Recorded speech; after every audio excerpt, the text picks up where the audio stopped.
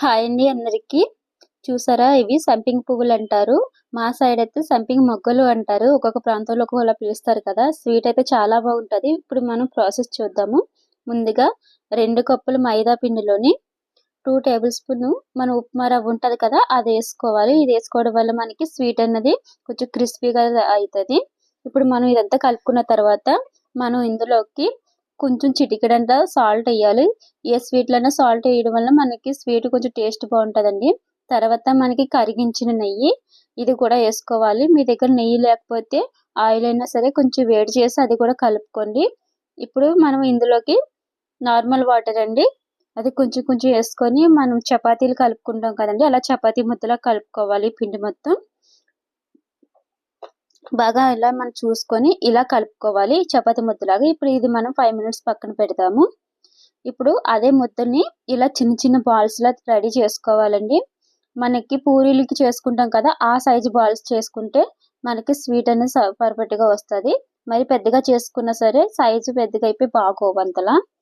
ఇప్పుడు తయారు చేసుకున్న బాల్స్ ని పొడిపిండి వేసుకొని మనం ఇలా చపాతీ కర్రతోటి బాగా ఒత్తుకోవాలండి. సారీ, ఇక్కడ కెమెరా కొంచెం సైడ్ అయిపోయింది. నేనే షూట్ చేసుకొని నేనే అవి తయారు చేస్తున్నాను కదా, అందుకు అట్లా అయింది. చూడండి, నేను చూపిస్తున్న విధంగా ఎంత పలుచగా రెడీ చేసుకోవాలి. ఇప్పుడు ఆ చపాతీని ఇలాగా లైన్స్ లా కట్ చేసుకోవాలి చాక్ తోటి. మనం పైనుంచి చెయ్యిలా పెట్టుకొని కట్ చేసుకోవాలి. అలా అయితే మనకి లైన్స్ అనేవి బాగా కట్ అవుతాయండి. మనం వీలైనంత సన్నగా కట్ చేయండి లైన్లు. ఇలా మొత్తం చపాతీ కట్ చేసుకోవాలి.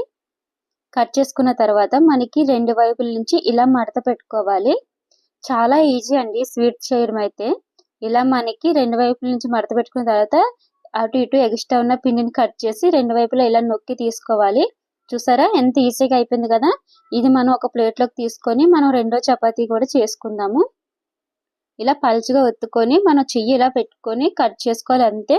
చాలా ఈజీ స్వీట్ అయితే. టేస్ట్ మాత్రం సూపర్ ఉంటుంది. అందరూ కంపల్సరీ ట్రై చేయండి. ఇప్పుడు మనం ఇలా రెడీ చేసుకున్నవి డీప్ ఫ్రై చేసుకుందాము. ఆయిల్ వేడెక్కిన తర్వాత ఒక్కొక్కటి స్లోగా మనం ఆయిల్లో వేసుకోవాలి.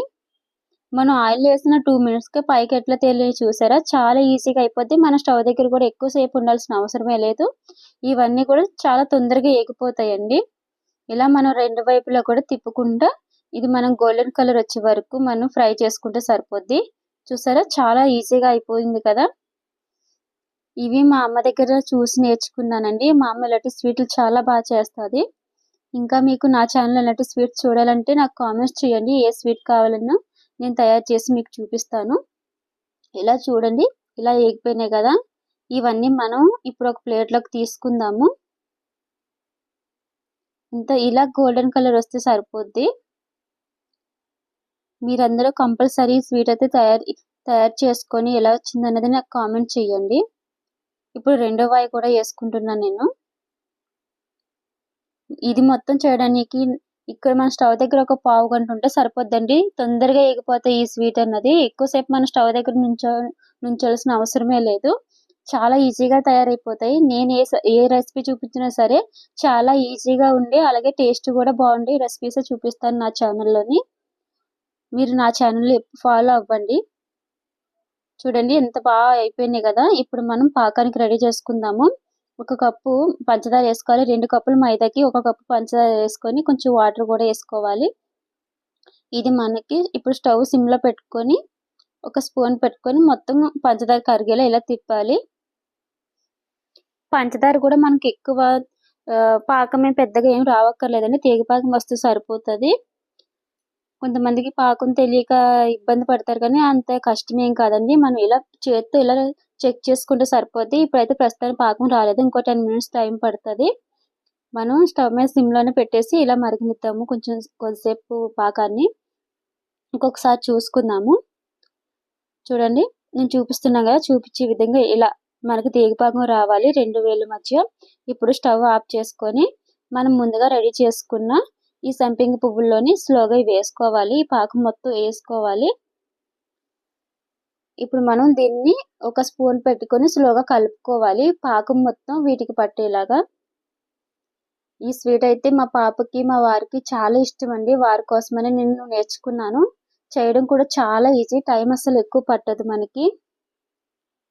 చూసారా, ఇలా స్లోగా మనం తిప్పుకోవాలి వీటిని. మొత్తం పాకం మొత్తం వీటికి పట్టించాలి. చూసారా ఎంత ఈజీగా రెడీ అయిపోయాయి కదా. చూడడానికి చాలా బాగున్నాయి కదా. టేస్ట్ అయితే సూపర్ ఉంటుంది. అందరూ కూడా ట్రై చేయండి. నా ఛానల్ సబ్స్క్రైబ్ చేయండి, లైక్ చేయండి. థ్యాంక్